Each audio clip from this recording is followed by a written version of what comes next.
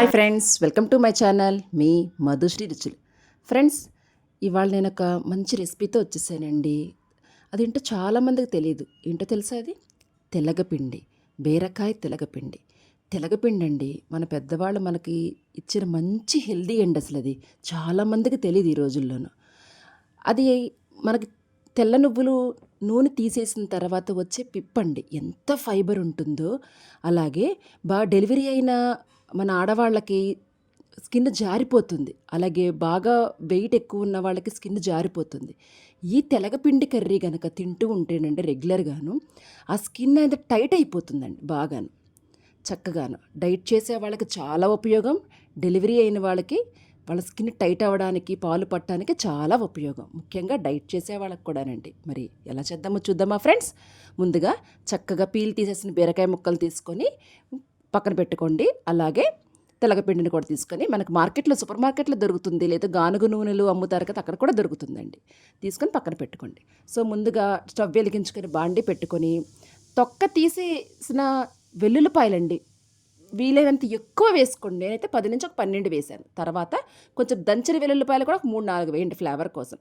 ఒక పావు tea spoon పచ్చెనపప్పు, పావు టీ స్పూన్ మినపప్పు, పావు టీ స్పూన్ జీలకర్ర, పావు టీ స్పూన్ ఆవాలు, అలాగే 2-3 ఎండుమిర్చి కూడా గిల్లి వేసి కొంచెం ఫ్రై అయ్యాక ఒక చిన్న ఉల్లిపాయనండి, ఎక్కువ ఉల్లిపాయ వేయకండి, ఎందుకంటే తీతీగా తీపి వస్తుంది కర్రీ. అందుకని ఇక్కడ నేనండి ఎర్రకారం వాడను, అందుకే పచ్చిమిరపకాయలతో ఎండుమిరపకాయలతోనే వాడుతున్నాను. కొంచెం ఎక్కువ పచ్చిమిరకాయలే వేయండి ఫ్రెండ్స్.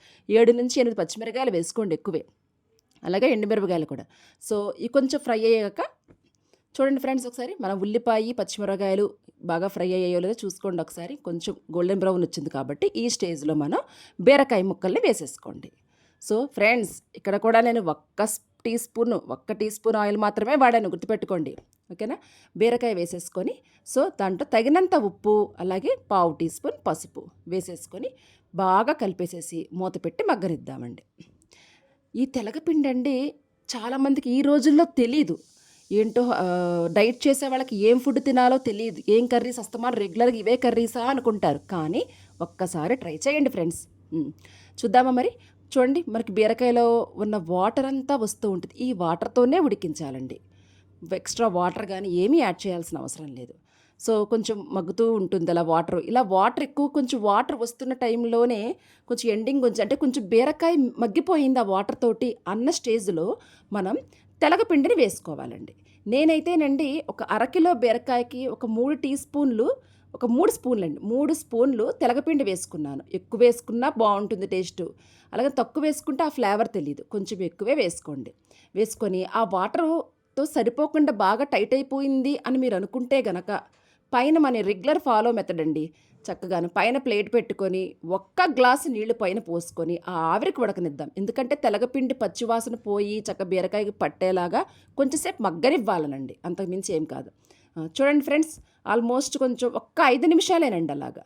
సో ఆవిరితో కొంచెంసేపు మగ్గనిస్తే మన చక్క ఎగ్ బుర్జీ వేసుకునే వాళ్ళు కొంతమంది ఉంటారండి, అలా ఉంటుంది కర్రీ కూడా. చూడటానికి కూడాను టేస్ట్ ఎక్సలెంట్గా ఉంటుందండి. ఉత్తికూర తినచ్చు, చపాతీలకు తినచ్చు, రోటీస్కి తినచ్చు, రైస్కి తినచ్చు.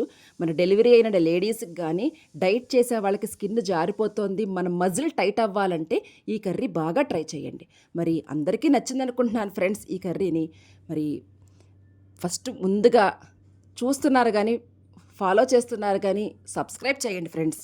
Please like, share and subscribe my channel మీ Madhushree Ruchulu. Bye bye friends.